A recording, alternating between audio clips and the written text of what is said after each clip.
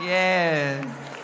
This lady is looking at me like, bitch, if you say one more thing that's raunchy, I'm out of here. Don't be upset. Don't get offended. You're not going to get offended, are you?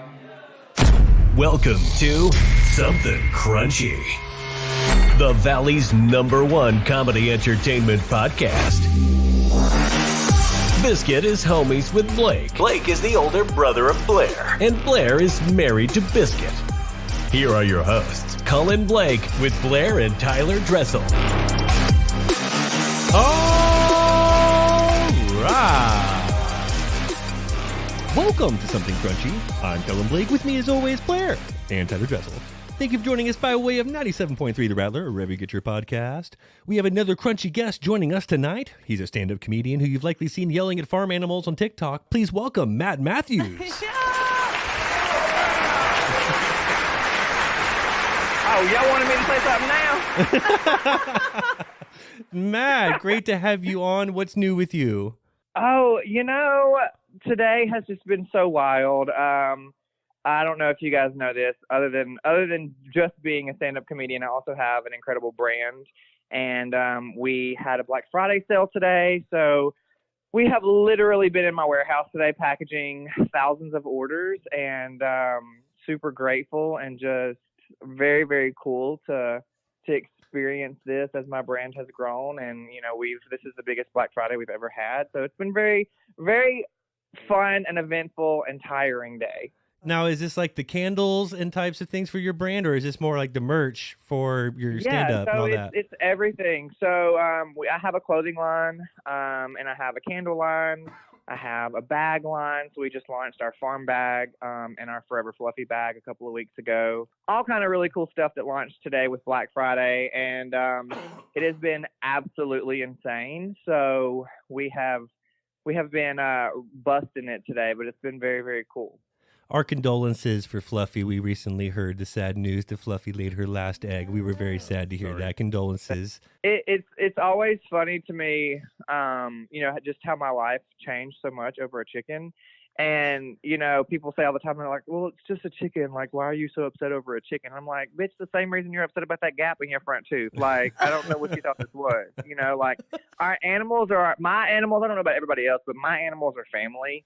And, every single animal that I have, they have their own personalities and their family, and I love them. And so Fluffy was incredibly special. She was not just like any other chicken. She was very, very special, and she's kind of what started this entire thing. So I will always be grateful for her and kind of what she did for me and my career. Well, we know she was unique, and she wasn't just another animal on the farm. It was losing a friend, and we were sad to hear that. Yeah. But that's great. She lives on through the clothing line, and Forever Fluffy, that's a great name. So farm bags, What makes a farm bag a farm bag? So we did this bag, obviously, like the farm chores were like the big thing with me and my following. And so we decided to come out with a beautiful leather bag. It even gets a little strap that like goes over your suitcase, like in the airport. And so when we were designing it, I was like, bitch, I am always traveling. Like, I am worse than Felicia. I'm always going somewhere. So I was like, I want to design something that's number one, like functional and carries all the things, but is also stylish. And like, I see a lot of leather bags and they just kind of look cheesy. And so we created this beautiful leather bag, and it's genuine leather. And I was like, what do I want to call this line of bags? And I was like, it has to be called the Farm Bag by Mathews.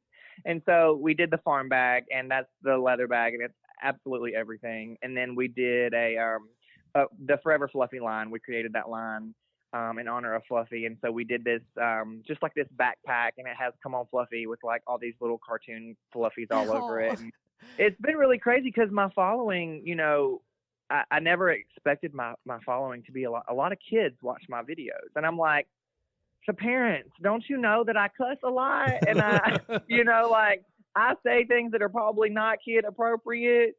But every single show, people come up to meet and greet, and they're like, my kid loves you. They're so sad they couldn't be here. And so we decided to come out with this backpack that kids could carry. And it has been just super cool to see so many kids, love this backpack, and parents buying this backpack for their kids. And so it's been a very cool thing to honor Fluffy in this line, and people be able to carry it around and love it. Well, I think that's amazing. I feel like you have such a big following and you help a lot of people. Cussing is very minimal when you're sending a message like you are. And I think that's what people connect a lot with you about. I think the kids like you because it's not kid friendly. Right? I'm like, yeah, they kind of feel like it's like, oh, this is a little adult, but like the message is a good message for anyone, no matter what age you are, I think.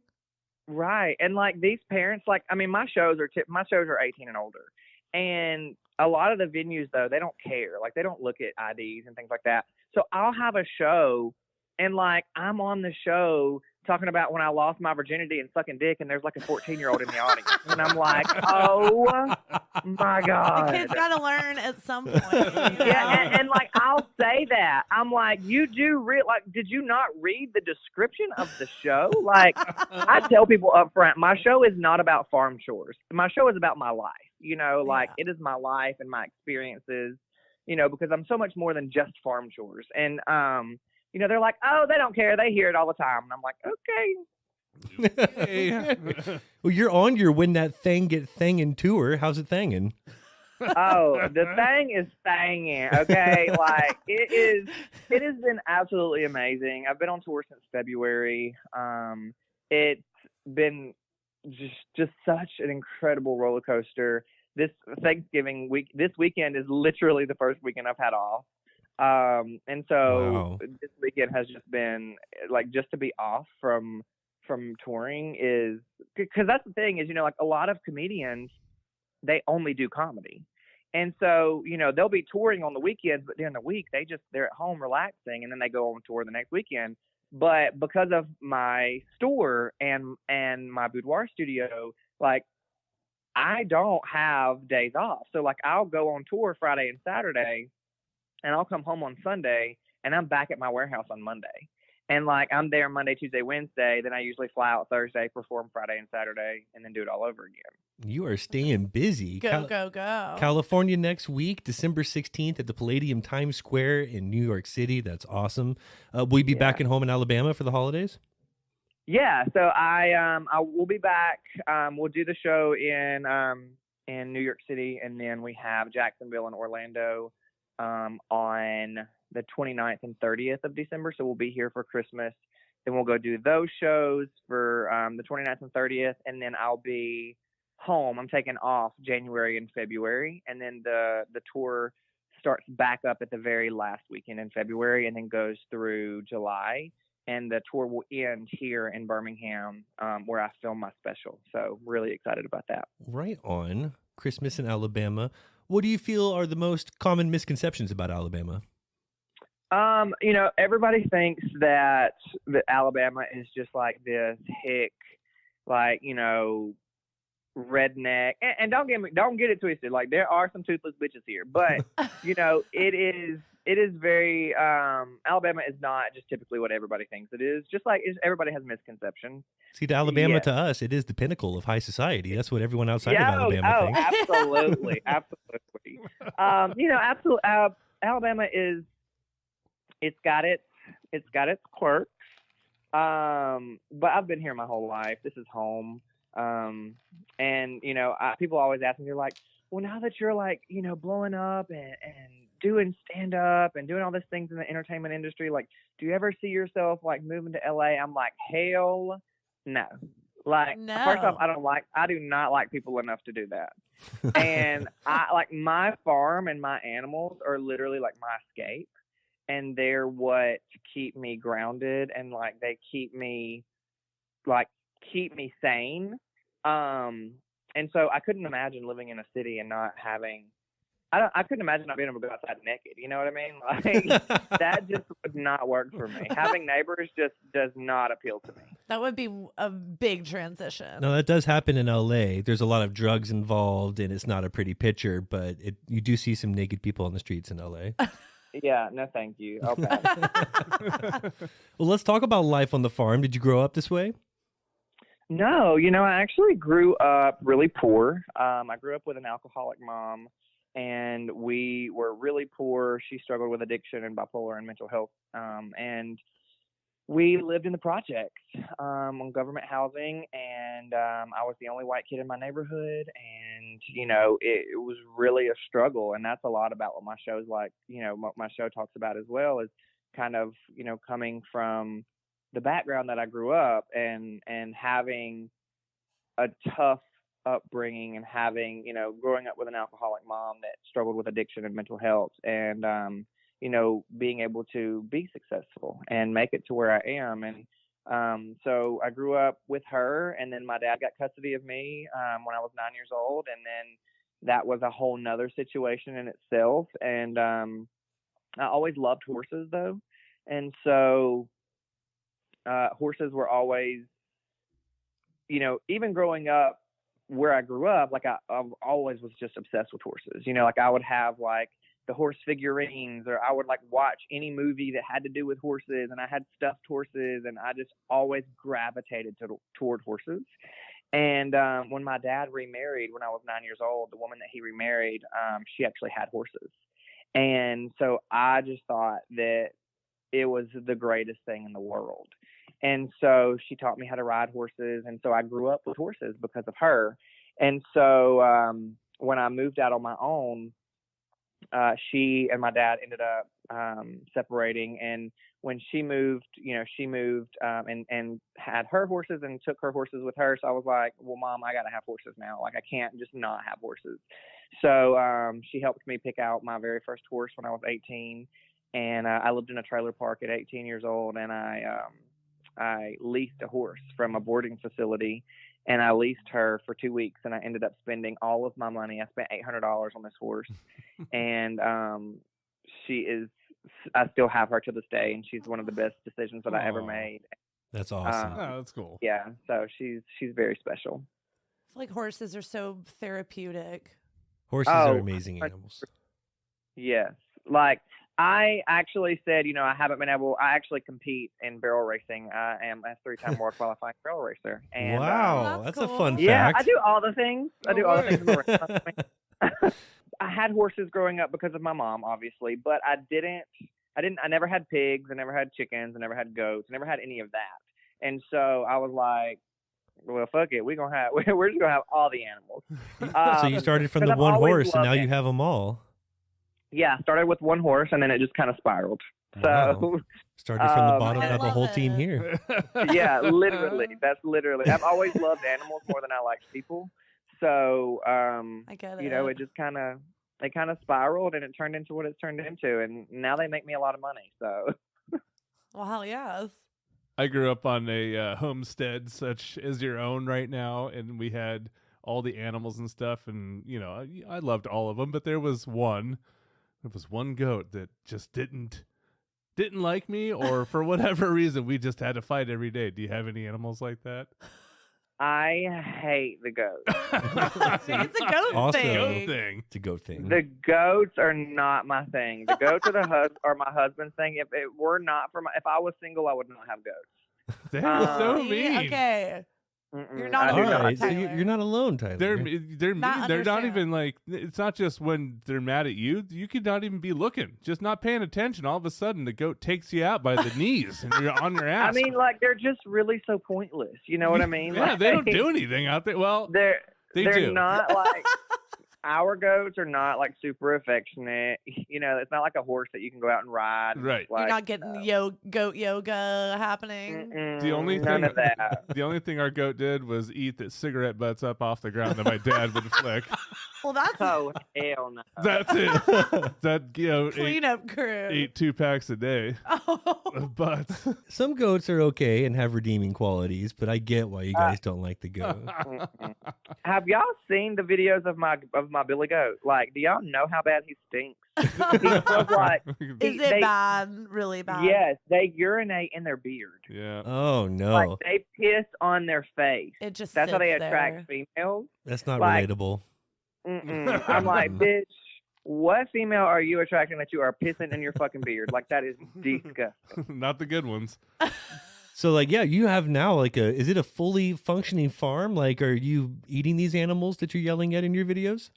So, I number one, I do eat meat. I'm not a vegetarian. However, I cannot eat my animals because, again, my animals are my family. So I could never. I don't have the heart to. I'd be the same way. I could have like a not. whole homestead of animals, all the ones you can need to survive, and Yeah. not eat my animals. It's like I No. know. I have a connection to that Now, one. we That one had do a Eat name. like- Charlotte? Like, I can't do this. Yeah, absolutely Can't do not. it. Like we do, Eat we do Charlotte. believe in, we do believe in agriculture, and we do believe in eating meat, and we do eat meat, but we source it from local farmers. So we usually will buy like a cow for the year, so that we're not buying, like crap meat from the grocery store and animals that aren't treated good, and like the animals that we're buying from local farmers are, they're raised right and they're free ranged in big pastures all, for their whole lives, and they're fed good diets and they're treated well. See, now that's the farm to table experience without the farm to table guilt. You figured it out. Yeah. yeah, for sure. So we're not buying the crap from the grocery store, because those animals aren't treated right, and they're fed a bunch of shit, and they're shot up with antibiotics, and they live in tiny cages. And I do not agree with that at all. But a bitch got to have some chicken. Like, even though I love my chicken, I could never eat my chickens. I do eat the eggs. But I can fuck with a chicken sandwich, like. Yes. See, I get that too. I'd still be able to eat the chicken, but like, yes, when they're yours, it hits different. It does. Well, you mentioned you're married. Did your husband grow up on a farm as well, or is this all new to him? No, he kind of grew up more country than I did. He grew up with, his family had cows and things like that, and he grew up very rural, and I kind of grew up, in the hood. So we are we was are farm quite ready. different. Yeah, he was more farm ready than I am, but it's funny because I'm the one that does all the animals and he doesn't. So it's like I'm the one that takes care of everybody. I'm the one that has to like do all the work.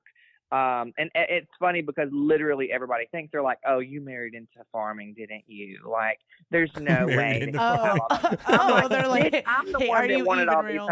these hoes. Like, I'm the one that takes care of all of them. My husband is asleep at 9:00 when I'm outside doing all the farm chores. Like, so fuck off.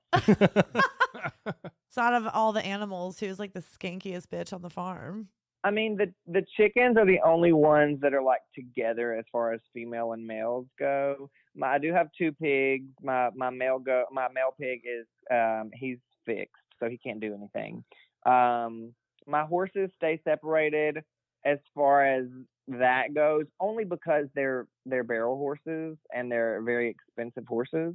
And so when they're all together, they like to fight and play too much, so they'll get hurt or they'll kick each other or do some stupid shit.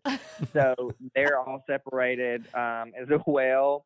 But baby, them chickens, It goes my down in the rooster, coop. baby, Ruru, he does not play. He be fucking all of them. Like he does not give them bitches no slack. Strutting around the farm. Rue doesn't fuck her out. Literally. Well, I understand you're a renowned boudoir photographer. This is just right up our alley. Tell us how you got into this. Walk us through a day in the life. Yeah, so like I said, when my dad remarried the woman that I call mom, and when I was 9 years old, she was actually a nurse anesthetist. So she put people to sleep for surgery. And so I really looked up to her, and she was kind of, my role model as far as life goes. Like I'd never really had somebody that was this educated and smart and, had horses and all the things that she was. So she was kind of my everything. And so I really wanted to be like her. And so I went to school to be a nurse, and I was going to be a nurse. And then I got there and realized that shit was not like Grey's Anatomy.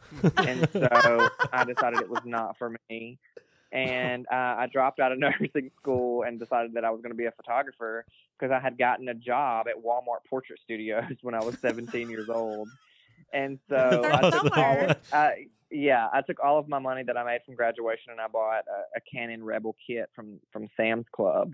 And I just started taking pictures of people, and I was really bad, and eventually just taught myself and became, pretty good. And I started doing weddings, and then when I was doing weddings, my brides would ask me to take pictures of them getting ready. And I was like, wait a minute, bitch. Like, I don't know how, like, you mean like naked, like in lingerie? Like, hold up. And they just became like, it just became like this thing. And they were just so beautiful and so tasteful. And I started doing kind of like these boudoir mini sessions. So like every Valentine's Day, I would photograph boudoir sessions for women, and they just kind of blew up. And so it kind of got to the point where I was like, okay, I'm tired of photographing weddings in the Alabama heat every single weekend and being another checklist off of a list for a bride. And with boudoir, it was really something that women needed. You know, these women were coming to me from bad relationships, from eating disorders, from, you know, just all kind of situations where they just didn't feel beautiful. They really wanted to just see themselves in a different light and be comfortable in their skin, and realizing that your weight did not determine your self-worth. And so I started doing boudoir, and it really blew up. And I photographed a boudoir session for my mom in 2014 because she just never felt good about herself. She struggled with depression, and she struggled with, you know, body image. And so I really, really wanted to make her feel good about herself. And so I photographed her for her birthday in 2014. And she told me just how beautiful she felt, how good she felt about herself afterwards.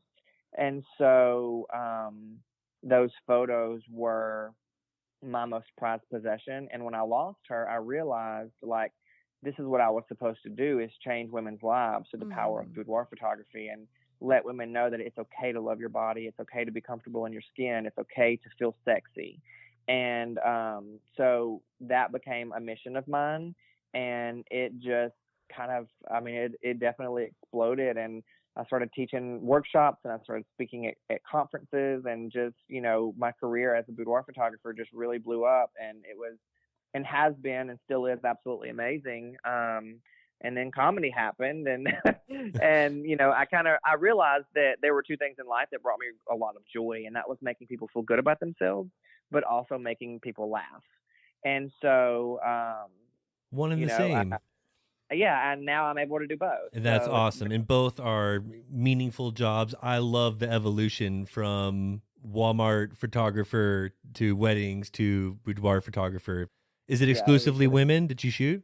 No, I shoot men as well. I shoot couples. We've photographed a lot of men. A lot of men are definitely like more quiet about it. You know, like they don't feel like, oh, their bros are going to make fun of them for, you know, doing something like this. But it's really a matter of realizing that it's okay to love your body. You know, it's okay to feel comfortable in your skin. And that's an issue that men and women both face. Right. And so, you know, being able to see yourself in a different light is just super important. And so the majority of my clients are women, of course, but we do photograph men, and I love when men come in and they, you know, they want to feel confident as well. Yeah. So that's a really cool experience. Tyler, too. I need to get you a boudoir. Yeah, I was going to say, I'm a bigger fella. I'm over 6 foot sexy and carry a little extra meat on me. What's likely going to be my most flattering pose in the boudoir? You know, everybody is different. You know what I mean? So like, it's all about lighting and posing and angles, girth, clothing, all of the things. I always tell people, like, I'm going to emphasize the things that you love about yourself, and I'm going to de-emphasize the things that you don't love about yourself. Brilliant. Have you gotten any crazy requests? Not like super crazy. Now, there has been some people, they're like, can I bring my vibrator or my dildo? I'm like, bitch, this is not porno. This is not that kind of session. Yeah. No. Somebody actually commented on my Facebook today, and they were like, so what if, like, my husband comes to the session with me, and, like, you know, because he's so helpful, and he comes to the session, and we just start having sex. Will you take pictures? I'm like, bitch, are you high? You have to pay a lot more for that. Like, first of all, you cannot afford to pay me that, number one. Like, there's no way. Second of all, you're not just going to start fucking in my studio. Like, bitch, take your ass home. This is a cute sanitary ass. Well, how Yeah, much? Get out of here. How much just to meet him at like a hotel down the road, and you can Absolutely the fuck not. put a bunch of saran wrap down. No. Fuck that nonsense. Do you talk about your boudoir experience on stage? I don't go into a lot of detail of boudoir on stage. I just kind of, I talk about, my career as a boudoir photographer and why I do it. But I don't really talk a whole lot of detail, just kind of like about boudoir experiences, just because there's already, my show is 90 minutes and there's already just like so much to unpack. Like I'm a gay guy that lives in the South and is a boudoir photographer and is a stand-up comedian and lives on a farm and, like, bitch, what is your life already? So, there's so much there already that it's like I would be there for 5 hours if I really went into a whole lot of detail. Yeah. But there's a whole other tour coming, so There's more to talk about. Whole second leg of the tour. How long did it take for you to get 90 minutes into your career? Not long at all. That just seems like an eternity to me. That's a long like, set. Good job. It does seem like it would be an eternity, and I thought that too. Like when the very first club that booked me, he was like, "You need a 90-minute set," and I was like, "Holy shit!" I'm like, "Bitch, say what? 90 minutes?" Like I remember the very first time I ever opened for somebody, and I did 5 minutes, and it felt like a lifetime. Yeah. And now at 90 minutes, I will catch myself like, bitch, you better hurry the fuck up, or you better drop this joke, or like do something because you're going to go over. And like these theaters are union and they will charge your ass extra. So Really? I'm like, bitch, we're going to drop this joke tonight. Sorry. It really just kind of like comedy and being on stage is honestly one of the most natural things I've ever done. And so being on stage, I don't like, 90%, I actually do not consider myself a stand-up comic. I consider myself a comedic storyteller. And 90% of comedians, they get on stage and they have, they set up the punchline and they set up the joke and they, the ba-dum-bum, like, bitch, that is not me. I am definitely a storyteller. And a lot of the times I just get on stage and I just say whatever the fuck comes to my head. Like if it comes to my mind, it comes out of my mouth. Fresh material. That's just being funny. That's awesome. Yeah, like I interact with the audience a lot. They love that, and being able to interact with the audience every show, that means that the show is the same, but the show is also very different every single time because the audience is different every time. So what ratio of material to playing off the crowd are you? Obviously the set, like I have my same set. And then, I would say it's probably 20% crowd work. And it also depends on the audience. Like sometimes the audience fucking sucks. Like if I'm like, I will never forget, I was in Syracuse, New York, and it was a 4:00 matinee. And, they had just got off work. Like they were tired. And it was still a good show. Like I've never had an audience that wasn't just great. You know what I mean? Like people are still laughing. People still loved it. But, sometimes a 4:00 matinee on a Thursday is just a different vibe than a 7 or a 9 o'clock show on a Saturday night. Sure. And so the audience is just different sometimes, and the vibe of the audience is different. And it's very much based off the vibe of the audience. Like if they're drunk and they're yelling out and they're crazy, like the audience crowd work is going to be a lot different than, just a bunch of people just sitting around waiting for me. And that's the hard part about comedy is, it's just you up there. You have to carry the weight of that show and the energy for 90 minutes. And you better keep that audience, attentive and alive. Otherwise, once you lose them, you lose them. They're gone. And you don't know what you're going to get too. Like you can't prepare for that audience. 100%. You never know what you're going to get. I remember I recently performed in Des Moines, Iowa. Sold out show, really, really cool theater. And I was thinking to myself, like, this is about to be some shit. Like, Des Moines, Iowa, I don't even know where the fuck we are. Like, I don't even, like, this is about to be it. It was one of the best shows I have ever had. Like, Really? The audience just, like, hung on every single word I said. They were so interactive. They were so fun. Like nobody was just disruptive. Everybody was just absolutely incredible. And to this day, that is still one of my favorite shows I've ever done. Well, that's cool. Des So Moines, there's Iowa? some like surprises on tour where you just like, Yes, oh, that yes. was great. I thought that was going to be crickets, and like, what a fun energy. Yes, and you never know. Like some places, I will say it's usually the most unexpected venues and unexpected cities that I go to. Like I'll go somewhere and it's like the big city where I think it's just going to be so wild and so crazy where their energy is kind of low. And then I'll go to Bumfuck, Egypt, and it's like middle of nowhere. Fucking And party. yes, and it's a party and it's the best energy ever. It's like because some bitches ain't got shit else to do, so they're going to come laugh and enjoy their time. Well, that's great. Do you do Georgia? I hear Atlanta's just a real tough spot.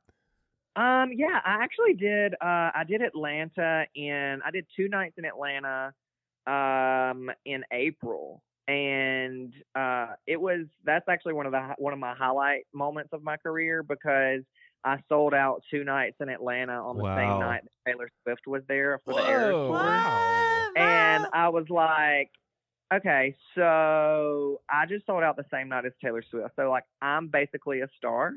I don't care what nobody says. Yes. Like, So there I'm were a only 2 superstar. sold out shows. It was Yeah. Matt Mathews 2 and Taylor sold-out shows. Swift. Make of that what you will. yes, It's a big deal. Yeah. yes, that was a big deal. That's literally like the highlight of my career right now.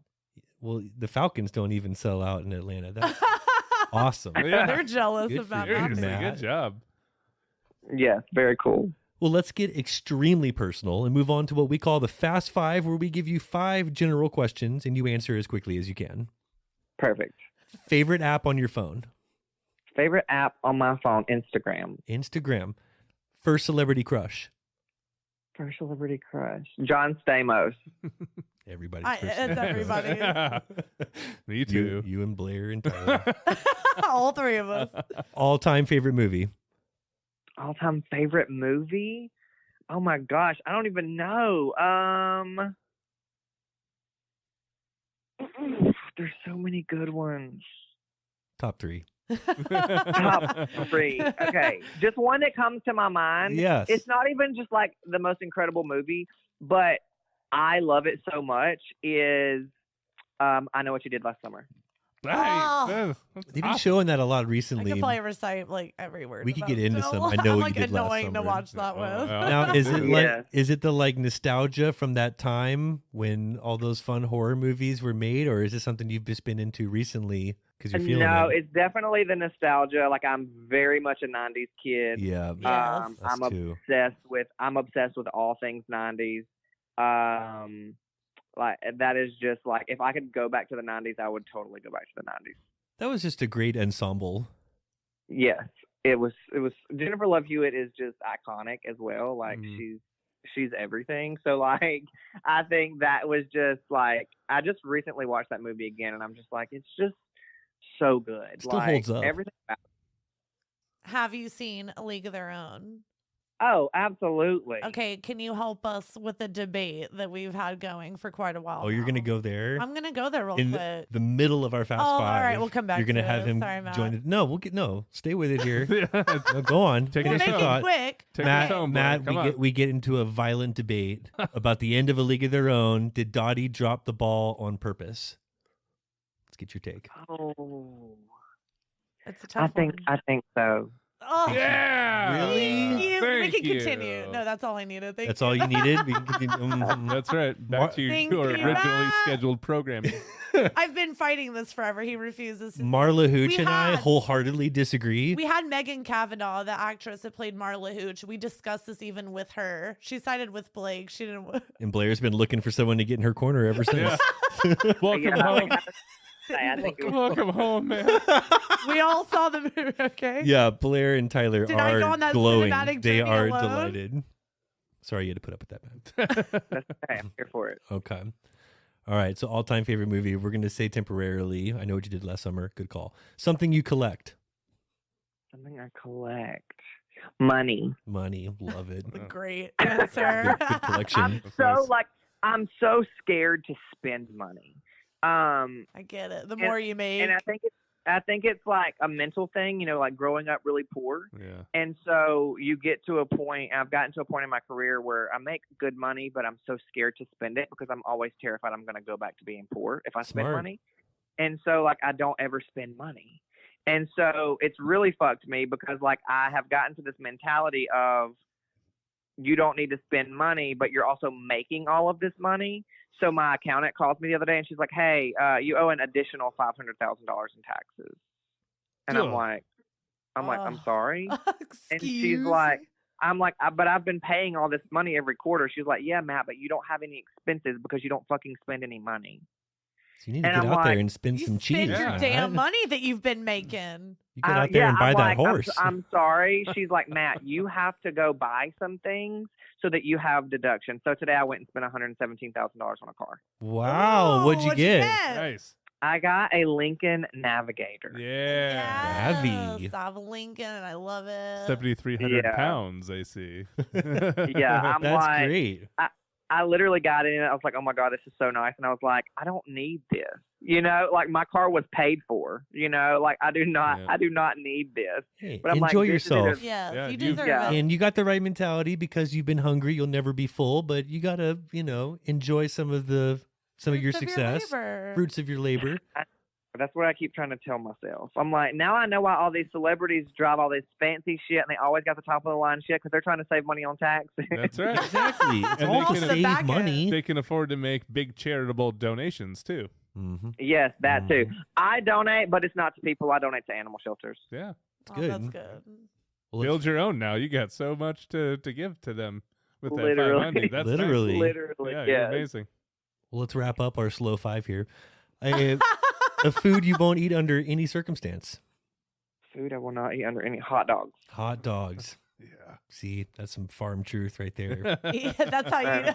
Oh my gosh. That's some farming. I'm not eating a hot dog. Mhm. No. Good call, and I know what you did last summer. We love talking about shows and movies. Have you seen anything good lately?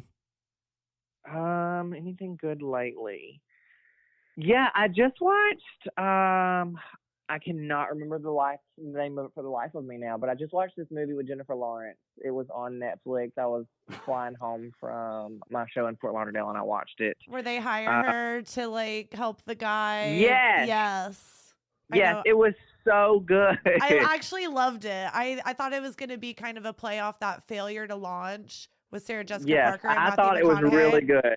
But I really liked it. Jennifer Lawrence is great. I liked the guy too. I thought he was really good. Yes, Jennifer Lawrence is super great. I Oh, love No her. Hard Feelings. No Hard Feelings. Where Matthew No Broderick Hard pays her to Feelings, bone her son. Yeah. Yes. Yeah. Remember that? Yeah, that was pretty good. I didn't mind that. It was good. I was into the full frontal Jennifer Lawrence scene on the beach. I was shocked. I did was not so see that coming. surprised. The full Lawrence. It was good. The full Lawrence. Oh God, what straight man is not so excited to see that movie? You know, we're excited. Sorry. Well, we like to play a game on every episode and include our guest as well. Our Crunchtastic R&D department came up with something tastefully inappropriate for you. There's a lot of tools on any given farm, and some of them have some really strange names. I want to throw out some options and see if you could tell us if it's a farm tool or a sex toy. Okay, perfect. Cool? Yeah. Nailed this. Cool. I'm betting on Matt. All right, let's start with the extrovert spreader. You got lifelines over here too if you need them. The extrovert spreader. The extrovert Shut spreader. up. Oh my! I want to say that's. I want to say that's a sex toy. No, oh, we got him right off the bat. What? This is an extrovert spreader. This is a manure spreader that has the ability to create fine, uniform manure spread up to 40 How feet did I in not width. know that? I don't know. That. This is good. We don't call that an extrovert spreader An though. So that's- extrovert. What do you call it? spreader? Yeah, there's got to be another name for this. we call it a harrow. A harrow. Harrow. HARROW. Harrow. Harrow. I didn't. Wow. Extrovert Yeah. spreader, not to be confused with the introvert spreader. That is the sex toy. Yeah, never heard of that one. Okay. All right. Okay. How about a ponytail? The ponytail. That is not no fucking farm. That is not a farm. That's correct. He got it. That is a very whimsical butt plug. That falls under the sex toy category. Yeah. Nailed it. Nailed it. I knew that one. Nailed it. He knew that one. Oh, Okay. it gives you the tail. I Mhm. see. Yeah, that's how it holds on. Fun. How about a disc ripper? That is a farm chore. He got it. A disc ripper. That is a heavy duty farm tool. Ooh. The Yes. Ecolo Tiger 870 is my personal favorite disc ripper. Yep. Mainly used for sizing corn residue. Don't even know what that is. Okay. All Don't right. even know what that. You knew about the disc ripper. How about a Hardy? A Hardy. A Hardy. A Hardy. Sounds The a first little thing that comes to mind sexy. is like the Hardy Boys from WWF. I'm gonna say that's a sex toy. No, that is a blacksmithing tool. Every anvil has a square hole in it called the Hardy hole or the Hardy. Oh my God! You didn't say the Hardy hole. You bitch. insert said well, the you Hardy. insert the Hardy Oh. into the Hardy hole. Oh my God! Whatever. The whole changes everything. Trick question. Just gonna leave out the hole. It's like the Trick most important question. part. That was a trick question. That's a trick question. Never leave out the hole, Blake. How about a milking table? That is a real thing. That's a Come real thing. on. It's going to go either way. I know you meant sex toy. That is a farm tool. That's for milking goats. That is a sex toy It's made for technically milking both. men. Nuh-uh. This In works your both ways. statement. Don't. No, I am not about to tell you about a milking table. Do we need You to come send from you the So it farm. is definitely a farm thing too. They use it to milk goats. They put And them in the. They called this You've never Yes. seen like a milking table? massage table with a hole in it for your dick? No, I've never seen that. Oh, Wow, you Matt, got some you're links missing coming out. your way. Yeah. Wow, I need all the links. We're gonna send you Merry the links. Christmas. Yes. Something crunchy. Happy holidays You and your from the husband Crunch and Crew. make Make the sure you milking send the table. discount code. Discount code crunchy for like the. It's on I Amazon. need the discount code. You're Okay. in for a real treat. Yeah, you are in for a real treat. All right, let's see. We need to get one more here. A glass juicer. I ain't never heard of that shit, so I do not know. You said it with a smile that makes me not trust him right now. I don't know. I'm gonna. Are you blushing? Sounds like you're blushing. I'm gonna say it's a sex. He got it. We'll end on the glass juicer, which is totally made for your insides, boasting a textured shaft and a unique crank. That's what really allows you to turn things up That's a how notch. people end up in the fucking ER. Yeah. I mean, why even bother without the textured shaft? Why are we Hey. even here? That was really fun. No, Thank you for ma'am, doing that, absolutely Matt. the fuck not. Well, your When That Thang Get the Thangin' tour will have you in the desert coming up. You'll be in Mesa this summer, right? Yeah. Yes, Phoenix Sweat in the my summer. asshole Best off. time to visit. You'll love it. August wasn't available? Talk to my agent.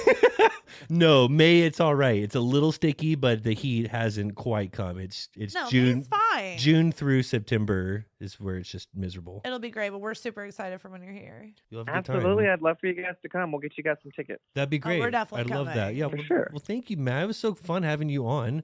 Have a Thank you for having me. Of This was course, fun. it was a pleasure. Thank Have you, a great Matt. rest Yeah. of your holiday weekend. Good luck in California next week. You guys were great. This was fun. Oh, I Thank appreciate you you, so Matt. much. Have a good rest of your You're a weekend. blast. All right. See you guys next year. Thanks, Bye. Matt. Bye. He was fun. Oh my God, how fun is he? I like Matt. Good guy. Matt Mathews. I love what he does. I like what his message is about. I love the boudoir thing. He's got good how vibes. rewarding is like the stuff that he's actually trying to do. You know, like I'm about it. Positivity. Yeah, but in a funny way where like can we just like laugh and have fun Yeah. and support each other? That's something we can all promote. Positivity. Absolutely. Right? Fly. I'm not done with that game. We have more games We to have play. more. There's He more was games. good at that. He was pretty good at that. It was the perfect mix of getting it and not getting it. I'm shocked about the milking table. First Shocked. of all, Shocked. links. Links are coming. Oh. Help me find some links. Blair, need you on the hub. You Blair, know I'm on it. hop on the hub. I'm already on the hub. I'm already Okay. hubbing. We'll figure out what hotel he's staying at. We'll just drop one off. Drop over one there. off. No, You can I'm use sending it one and- to them for Christmas. Like happy holidays from your crunchy friends. Happy holidays. What else says happy holidays than a milking table? Merry You tell Crunchmas, me. get milked. You tell me you've got a better gift this year than that. Have a very milky Crunchmas. Go milk yourself. Go This milk your year. husband. Okay. Farm tool or sex toy? Mhm. Let's hear it. Stamina training unit or STU? Stamina training unit. This is either like to prepare yourself to like No, because if it jerk was off all night or prepare yourself to. if it was Suckmaster, it'd be Suckmaster 5000. It wouldn't be STU. That's a farm tool. He's going farm tool. Blair, do People you have agree? probably wondered like their frequency, like when they've been doing things. So it could be a sexual tool, You going but sex toy? it's obviously farm tool. You're both incorrect. You're Whoa. wrong. You're wrong. This is your classic fleshlight. It is farm strength, though. What? It's made for What like for their girthier types? Or? I don't for know, your Blair. horses and donkeys. How about a plugging chisel? A plugging chisel? A plugging chisel. A fucking chisel. It's gonna be your. Why It's got to would be a farm tool. Yeah, why would you need a I don't want to. chisel for your plug? You don't want to get chiseled. I'm here for the plug, but the chisel. I mean, you don't need to chisel it in or out. there needs to be no chiseling. You might need to chisel it out. Little chisel? Farm tool. He's right. Yeah, I totally said farm tool. It's a like, farm tool. You're probably right. Let's Well, just you get half a chub. bypass that. You can have a chub for grand with him. I get a sniff of a chub over here. How about a come along? Is that a cum along or is that a? It's a come along. Could you use it in a sentence? Country of origin, They please. sat down to watch this year's holiday come along. It's a porno and That could be. Could go either way. A come along is a farm tool. sex toy. Biscuits on fire. Farm tool. Whatever. It's like a farm I'll jack. show you a come along. Yeah. Even though a farm jack can double as a come along in a pinch, nothing beats having the right size come along for the job at hand. The come along is essentially a hand winch using a steel cable. Ooh. Did you say farm jack? Farm jack. I'm picturing like a big old blow up Farm jack with like suspenders and like Like a farmer lumberjack? Farm jack. Farm jack. I am farm jack. What about cock soap?